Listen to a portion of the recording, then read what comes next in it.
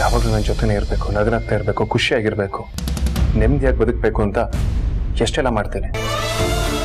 ಆದರೆ ಇದು ಯಾವುದು ಇವ್ರಿಗೆ ಅರ್ಥ ಆಗಲ್ಲ. ಏನಾದರೂ ಹೇಳಕ್ ಬಂದರೆ ನಾವಿನ್ನೂ ಚಿಕ್ಕ ಮಕ್ಕಳು ಅಂತ ನನ್ನೇ ಪ್ರಶ್ನೆ ಮಾಡ್ತಾರೆ. ಒಂದೊಂದ್ಸಲ ಅನ್ಸುತ್ತೆ ಅಪ್ಪ ಅಮ್ಮ ಬದುಕಿರ್ಬಾರ್ದಾಗಿದ್ದ ಅಂತ. ನನಗೆ ಆ ಜವಾಬ್ದಾರಿನ ಮುಂದೆ ನಿಭಾಯಿಸಿ ಸಾಕಾಗೋಗಿದೆ.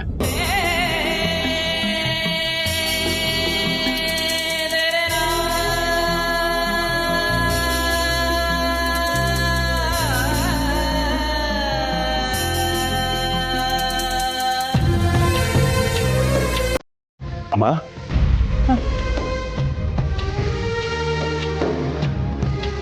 ಯಾಕಮ್ಮ ಅಳ್ತಾ ಇದ್ದೀರಾ? ಏನೂ ಇಲ್ಲಪ್ಪ. ನಿಮ್ ತಂದೆ ತಾಯಿ ಇದ್ದಿದ್ರು ನಿಮ್ಮಷ್ಟು ಚೆನ್ನಾಗಿ ಆದ್ಯ ಧ್ರುವ ವಿಕ್ಕಿ ಅವನ್ನ ನೋಡ್ಕೋತಿರ್ಲಿಲ್ಲ. ನಿಮ್ ಬಗ್ಗೆ ನಿಜಕ್ಕೂ ನನಗೆ ತುಂಬಾ ಹೆಮ್ಮೆ ಅನಿಸ್ತಾ ಇದೆ. ಇದ್ರೆ ನಿಮ್ ತರ ಒಬ್ಬ ಮಗ ಇರಬೇಕು. ಅಮ್ಮ, ನೀವೇ ಹೇಳಿದ್ರಿ ಅವ್ರನ್ನೆಲ್ಲ ನಾನು ಚೆನ್ನಾಗಿ ನೋಡ್ಕೊಳ್ತೀನಿ ಅಂತ. ಕರೆಕ್ಟ್ ಅಲ್ವಾ? ಮತ್ತು ನನ್ನ ಮಾತು ಕೇಳ್ಬೇಕು ತಾನೆ. ವಿಕ್ರಾಂತ್ ಏನೇ ಹೇಳಿದ್ರು ನನ್ನ ಮಾತೇ ಕೇಳ್ತಿಲ್ಲ ನೋಡಿ, ಎಷ್ಟು ಹಠ ಮಾಡ್ತಿದ್ದಾನೆ. ವೇದಾಂತ್ ಅವ್ರೆ, ವಿಕ್ಕಿಗೆ ನಿಮ್ಮನ್ನ ಕಂಡ್ರೆ ತುಂಬಾ ಗೌರವ, ತುಂಬಾ ಪ್ರೀತಿಸ್ತಾರೆ ಅವ್ರು ನಿಮ್ಮನ್ನ. ಅವ್ರು ಯಾವತ್ತಾದ್ರೂ ನಿಮ್ಮ ಮಾತನ್ನ ತೆಗೆದು ಹಾಕಿದಾರ? ಇಲ್ಲ ಅಲ್ವಾ? ಈ ಸಲ ಅವ್ರು ನಿಮ್ಮ ಮಾತು ಕೇಳ್ತಿಲ್ಲ ಅಂದ್ರೆ ಅದಕ್ಕೆ ಬಲವಾದ ಕಾರಣ ಇರತ್ತೆ. ಇದು ಒಂದ್ಸಲ ಅವ್ರನ್ನ ಕಳಿಸ್ಕೊಡಿ.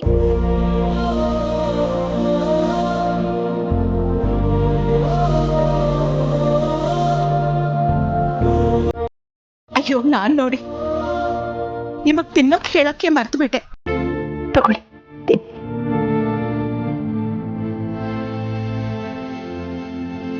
ನಾನ್ ತಿನ್ಸ್ಲಾ?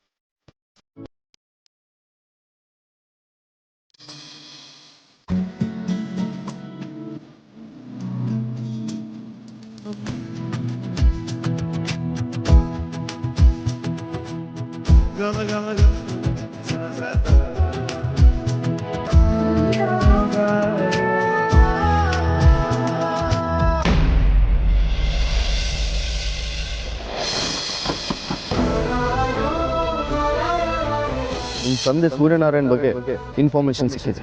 ಅವ್ರು ಎಲ್ಲಿದ್ದಾರೆ ಅಂತ ಹೇಳಿ, ಇವಾಗಲೇ ಹೋಗ್ತೀನಿ. ಅವ್ರು ಕಾಶಿಲಿದ್ದಾರೆ. ಇವರೇ ನಿಮ್ಮ ತಂದೆ ಸೂರ್ಯನಾರಾಯಣ್ ವಸಿಷ್ಠ.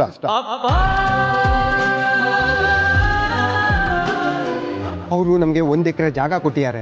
ಇವತ್ತು ಅವ್ರ ಆಶೀರ್ವಾದದಿಂದ 100 ಜನ ಮಕ್ಕಳು ವಿದ್ಯಾಭ್ಯಾಸ ಮಾಡ್ತಾ ಇದ್ದಾರೆ. ನಾಳೆ ಸುಮ್ಮನೆ ಆರ್ತಿ ಅವ್ರ ಮನೆಗೆ ಹೋಗು, ಅವ್ರ ಜೊತೆ ಟೈಮ್ ಸ್ಪೆಂಡ್ ಮಾಡು. ಇದೊಂದು ವಿಷಯದಲ್ಲಿ ಮಾತ್ರ ದಯವಿಟ್ಟು ಸ್ಟಾಪ್ ಮಾಡಬೇಡ. ಈ ಟೈಮಲ್ಲಿ ನೀನು ಆರ್ತಿ ಅವ್ರ ಜೊತೆ ಇರೋದು ಮುಖ್ಯ ಅಂತ ನೀನು ಹೇಳಿದ್ರೆ ಅರ್ಥ ಆಗ್ತಿಲ್ವಾ? ನೀನು ಏನೇ ಹೇಳೋದು ರಾಜ, ನಾನು ದುಬೈಗೆ ಹೋಗಲೇಬೇಕು. ನೀನು ಹೋಗ್ಕೊಡು ಅಂದರೆ ಹೋಗ್ಕೊಡ್ದು ಅಷ್ಟೇ.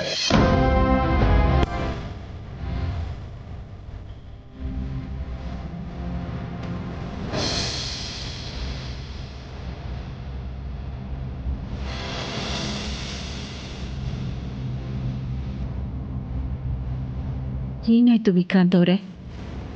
ತುಂಬ ಟೆನ್ಷನ್ನಲ್ಲಿ ಮೇಲ್ ಟೆರೆಸ್ಗೆ ಓಡಿ ಬಂದ್ರಿ. ಅಮ್ಮ, ಜನ್ಮ ಕೊಟ್ಟ ತಾಯಿನ ದೇವರು ಅಂತಾರೆ. ನೀವು ಒಂಥರ ನಮಗೆ ಹಾಗೇನೆ. ನೀವೇನಾದರೂ ದೇವರಾಗಿ ನಮ್ಮ ಇಷ್ಟಗಳನ್ನೆಲ್ಲ ಪೂರೈಸೋ ಹಾಗಿದ್ರೆ ಎಷ್ಟು ಚೆನ್ನಾಗಿರುತ್ತಲ್ವ? ಏನು ಮಾಡೋದು ವಿಕ್ರಾಂತ್ ಅವರೇ, ಆದರೆ ನಾನು ದೇವ್ರಲ್ವಲ್ಲ. ನಿಮ್ಗೇನು ಅಭ್ಯಂತರ ಇಲ್ಲ ಅಂದರೆ ನೀವೆಲ್ಲ ವಿಷಯನೂ ನನ್ನ ಹತ್ರ ಹೇಳ್ಕೋಬಹುದು. ಯಾರಿಗೆ ಗೊತ್ತು, ದೇವ್ರ ಅಸ್ತು ಒಂದು ನೀವು ಅನ್ಕೊಂಡಿದ್ದೆಲ್ಲ ಆಗಬಹುದು. ನಾನು ಆ ದಿನಕ್ಕೋಸ್ಕರ ಕಾಯ್ತಾ ಇದ್ದೀನಿ ಅಮ್ಮ. ಅಮ್ಮ, ನಂಗಿರೋದು ಎರಡೇ ಆಸೆ. ಒಂದು, ನಮ್ಮಮ್ಮನ ನೋಡಬೇಕು. ನಮ್ಮಮ್ಮ ಆದಷ್ಟು ಬೇಗ ಸಿಗಬೇಕು. ಅವ್ರನ್ನ ಕಣ್ತುಂಬ ನೋಡಬೇಕು. ಜೀವನ ಪೂರ್ತಿ ಅವ್ರ ಜೊತೆಗೆ ಇರಬೇಕು.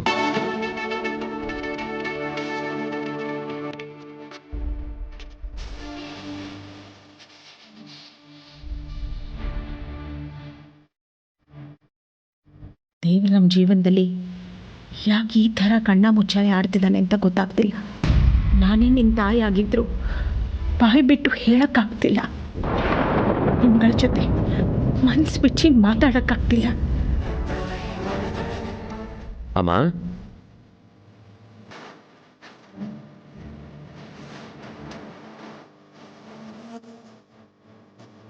ನೋಡಿ ವಿಕ್ರಾಂತ್ ಅವರೇ, ನಿಮ್ಮ ಒಳ್ಳೆತನಕ್ಕೆ ಪ್ರಾಮಾಣಿಕತೆಗೆ ದೇವ್ರು ಯಾವತ್ತೂ ನಿಮ್ಮ ಕೈ ಬಿಡಲ್ಲ.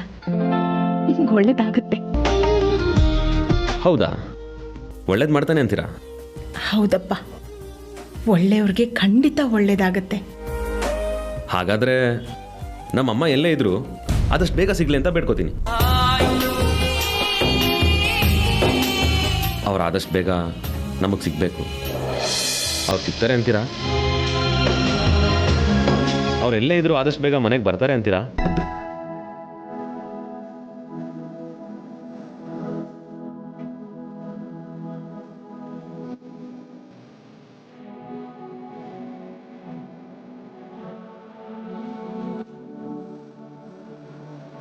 ಅಮ್ಮ, ನಿಮ್ಮನ್ನೇ ಕೇಳ್ತಿರೋದು. ಸಿಗ್ತಾರಪ್ಪ. ಹ್ಞೂ ಅಮ್ಮ, ನೀವು ಹೇಳ್ತಿದ್ದೀರ ಅಂದಮೇಲೆ ಗ್ಯಾರಂಟಿ ಸಿಗ್ತಾರೆ. ಅಮ್ಮ, ನಿಮ್ಗೊಂದು ವಿಷಯ ಗೊತ್ತಾ? ನಾವು ಯಾರೂ ನಮ್ಮ ತಾಯಿನ ನೋಡೇ ಇಲ್ಲ. ಅವ್ರು ಹೇಗಿದ್ದಾರೆ ಅನ್ನೋದು ಗೊತ್ತಿಲ್ಲ. ಆದರೆ ನಾನೇ ನಿಮ್ಮ ತಾಯಿ ಅಂತ ಬಂದಿದ್ಲಲ್ಲ, ಆ ಚಂದ್ರಕಲಾ, ಅವಳು ಹಾಗೆ ಮಾತ್ರ ನಮ್ಮ ತಾಯಿ ಇರಲ್ಲ. ನಮ್ಮ ತಾಯಿ ಮೇ ಬಿ ನೋಡೋಕೆ ನಿಮ್ಮ ಥರನೇ ಇರ್ತಾರೆ ಅನ್ಸುತ್ತೆ. ಅವ್ರು ನಿಮ್ಮಷ್ಟೇ ಒಳ್ಳೆಯವರಾಗಿರ್ತಾರೆ ಅನ್ಸುತ್ತೆ.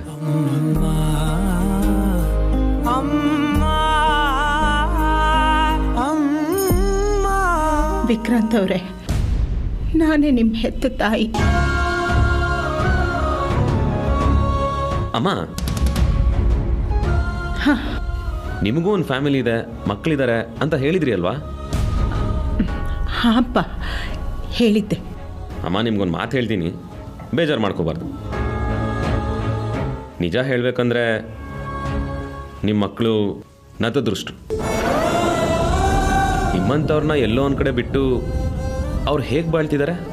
ಅಲ್ಲ, ಮನ್ಸಾರ ಹೇಗೆ ಬಂತು? ನಿಮ್ಮಂಥವ್ರನ್ನ ಅಮ್ಮನಾಗಿ ಪಡೆಯೋದಕ್ಕೆ ಅದು ಎಷ್ಟು ಜನ್ಮದ ಪುಣ್ಯ ಮಾಡಿರಬೇಕು.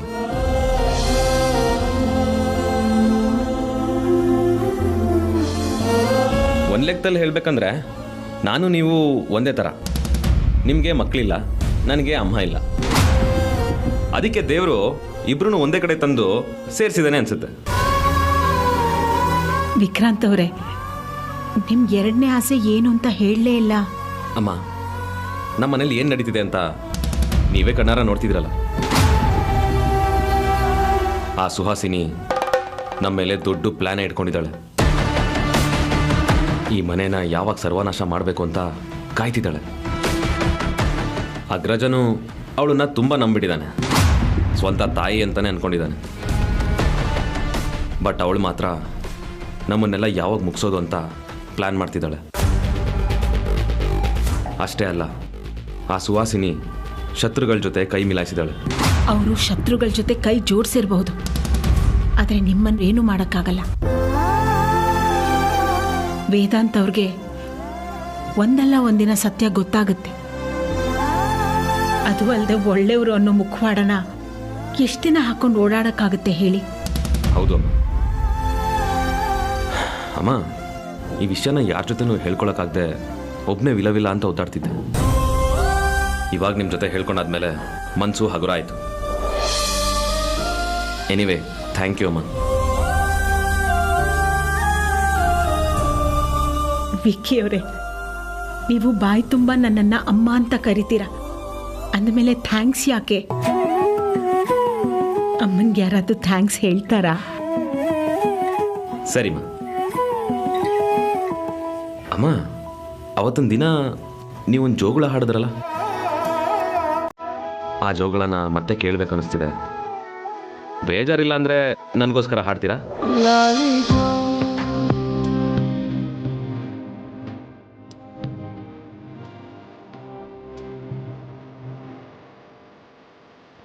ಅಮ್ಮ, ನಿನ್ನೆ ಕೇಳ್ತಿರೋದು.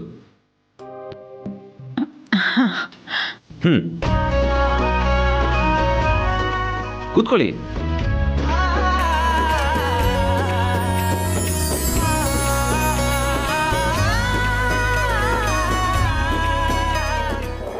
ಜೂಜು ಲಾಲಿ ಜೂಜು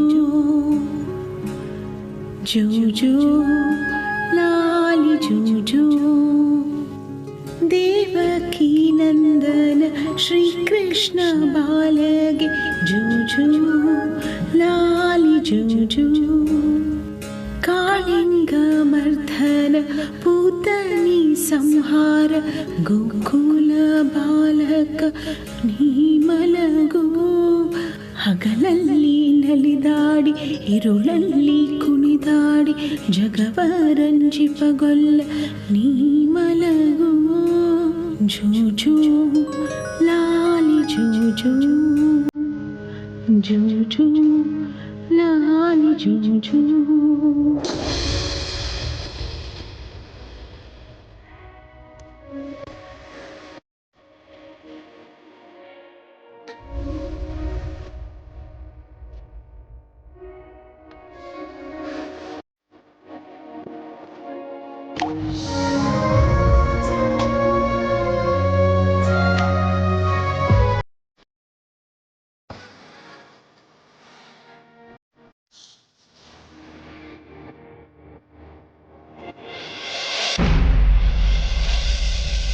आपदाम् अपहर्तारां दातारां सर्वसम्पदां लोकाभिरामं श्रीरामं भूयो भूयो नमाम्यहम्.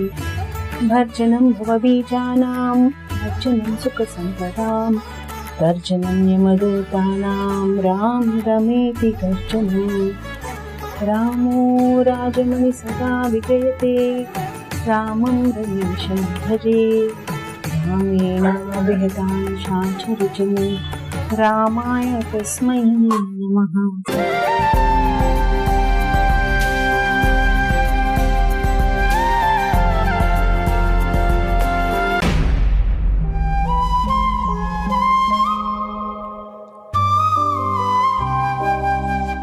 ದೇವ್ರೆ,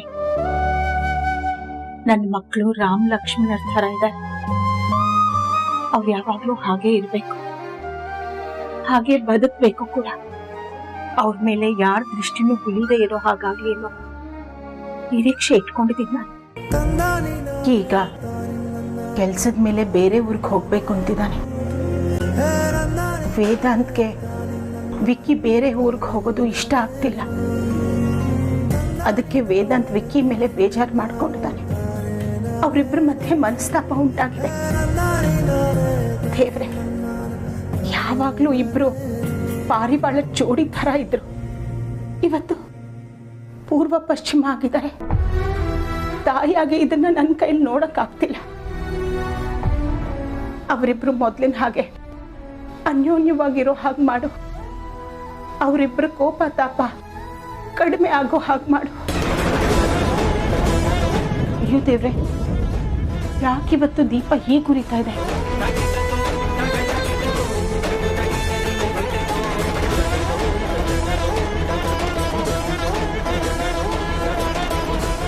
ಅಮ್ಮ,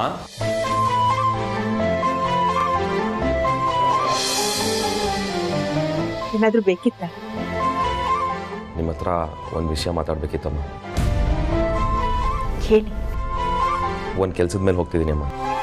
ಆ ಕೆಲಸ ಆದಮೇಲೆ ನಿಮ್ಮ ಹತ್ರನೇ ಫಸ್ಟ್ ಬಂದು ಹೇಳ್ತೀನಿ. ಆ ಕೆಲಸ ಎಲ್ಲ ಸರಿಯಾಗಲಿ ಅಂತ ಆಶೀರ್ವಾದ ಮಾಡಿ.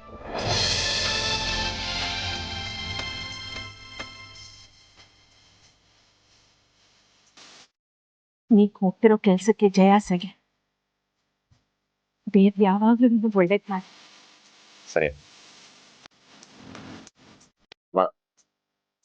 ನಾನು ನಿಮ್ನ ಹಗ್ ಮಾಡ್ಬೋದಾ? ಏನಾಯ್ತು?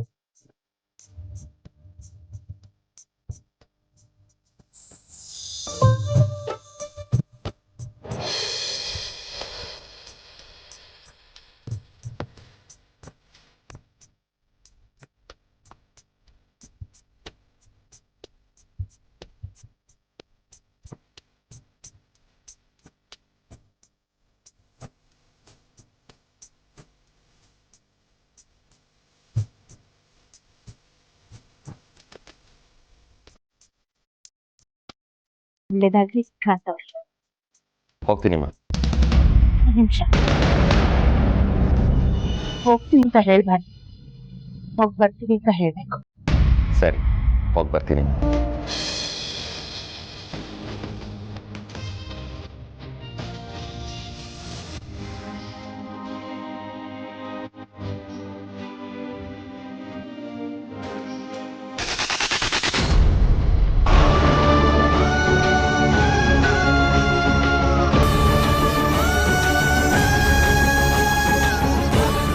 ಯಾಕಾರಪ್ಪ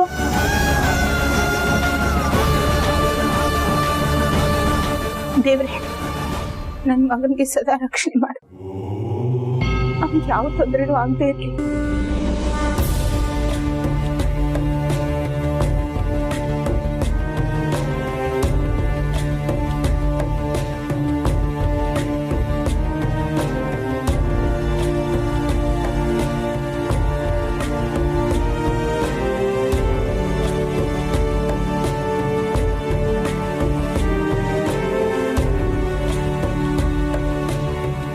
ದೇವ್ರೆ, ನನ್ನ ಮಕ್ಕಳಿಗೆ ಕಾಪಾಡು.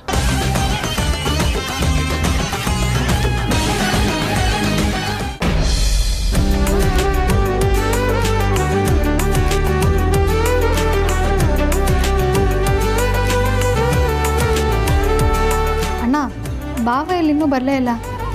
ವೇದಾಂತ ಮಾತಾಡ್ಸ್ಕೊಂಡು ಬರ್ತೀನಿ ಅಂತ ಹೋದ್ರು. ಅಮ್ಮು, ವಿಕ್ರಾಂತ್ ಹೋಗ್ತಿದ್ದಾನೆ ಅಂತ ವೇದಾಂತ್ ತುಂಬ ಬೇಜಾರಾಗಿದ್ದಾರೆ. ಸೊ ಸ್ವಲ್ಪ ಕನ್ವಿನ್ಸ್ ಮಾಡೋದಕ್ಕೆ ಟೈಮ್ ಹಿಡಿಯುತ್ತೆ.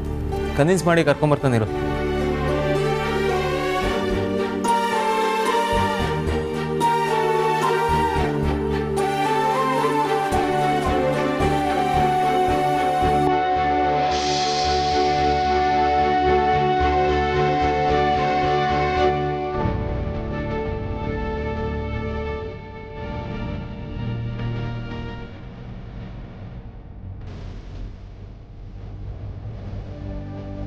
ಅಗ್ರಜಂಗೆ ನನ್ನ ಮೇಲೆ ಇನ್ನೂ ಕೋಪ ಕಮ್ಮಿ ಆಗಿಲ್ಲ ಅನ್ಸುತ್ತೆ.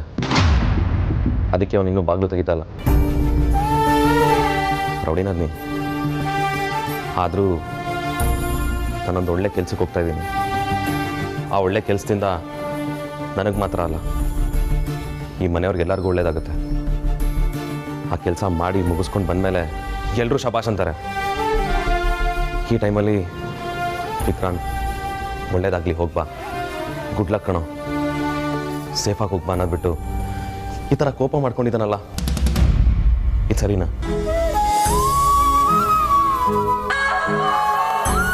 ಬಾಬಾ, ವೇದಾಂತ್ ಯಾಕೆ ಈ ಥರ ನಡ್ಕೊಳ್ತಿದ್ದಾನೆ ಅಂತ ನಂಗೊಂಚೂರು ಅರ್ಥನೇ ಆಗ್ತಿಲ್ಲ. ಅಲ್ಲ ರೌಡಿನದ್ನಿ, ನಾನು ಇಲ್ಲಿಂದ ಒಂದು ಒಳ್ಳೆ ಕೆಲಸಕ್ಕೆ ಹೋಗ್ತಿರುತ್ತಾನೆ. ಆಲ್ ದ ಬೆಸ್ಟ್ ಹೇಳಿ ವಿಶ್ ಮಾಡ್ಬೇಕು ತಾನೆ. ವೇದಾಂತ್ ಅಂತೂ ಒಂದೊಂದ್ಸಲ ಚಿಕ್ಕ ಮಗು ಥರ ಹಠ ಮಾಡ್ತಾನೆ. ಯಾಕೆ ಅಂತಾನೆ ಅರ್ಥ ಆಗಲ್ಲ.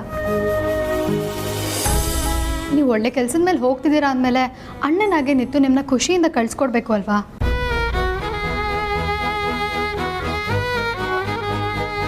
ಅವ್ನು ನೋಡಿದ್ರೆ ರೂಮ್ ಹೋಗಿ ಸೇರ್ಕೊಂಡಿದ್ದಾನೆ. ಯಾಕೆ ಹೀಗೆ ಮಾಡ್ತಿದ್ದಾನೆ ಅನ್ನೋದೇ ಅರ್ಥ ಆಗ್ತಾ ಇಲ್ಲ.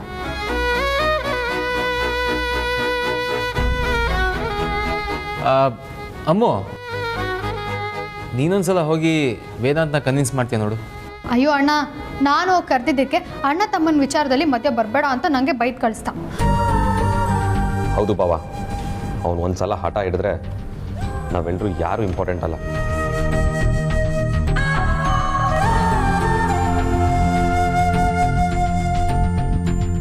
ನನ್ನ ಲೈಫಲ್ಲಿ ಯಾವತ್ತೂ ನಿನ್ನ ಮಾತು ಮೀರಿಲ್ಲ ಅಗ್ರಜ. ಆದರೆ ಇವತ್ತು ಫಾರ್ ದ ಫಸ್ಟ್ ಟೈಮ್ ನಿನಗೆ ಬೇಜಾರು ಮಾಡಿ, ನಿನ್ನ ಮಾತನ್ನ ಅವಾಯ್ಡ್ ಮಾಡಿ ಕಾಶಿಗೆ ಹೋಗ್ತಿದ್ದೀನಿ. ಬಟ್ ವಾಪಸ್ ಬರ್ತಾ ಗ್ಯಾರಂಟಿ ಅಪ್ಪನ ಕರ್ಕೊಂಡು ಬಂದೇ ಬರ್ತೀನಿ. ಆಗ ನಿನಗೆ ನನ್ನ ಮೇಲಿರೋ ಕೋಪ ಇರಲ್ಲ, ಎಲ್ಲ ಕರ್ಗೋಗುತ್ತೆ.